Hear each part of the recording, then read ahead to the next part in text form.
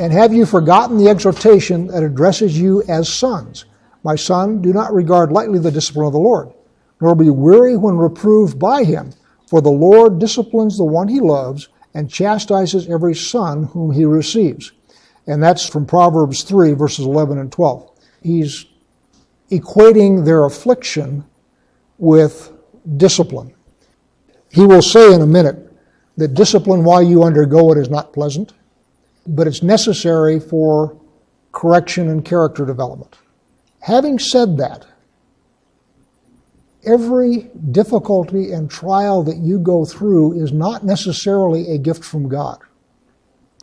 You do your best to navigate through it, because if it's a trial, you're expected to triumph.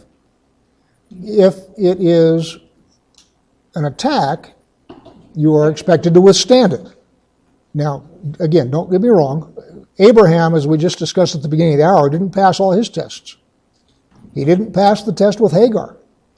So the fact that you are going to fail some tests does not mean that your next stop is crispy critters in the dungeon. It simply means you failed a test, you pick up, and you go on to the next one.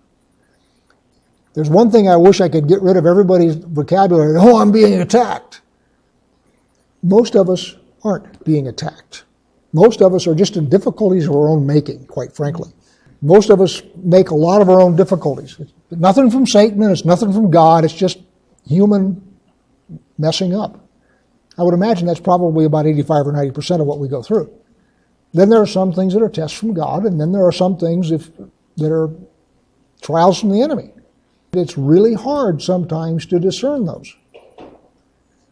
But I will gently suggest that the first place you ought to look is at you. Start there. Just on the assumption that most of your problems are going to be of your own making. So start there. And if having examined there you can't figure something out, then go look at the other two and do that in prayer.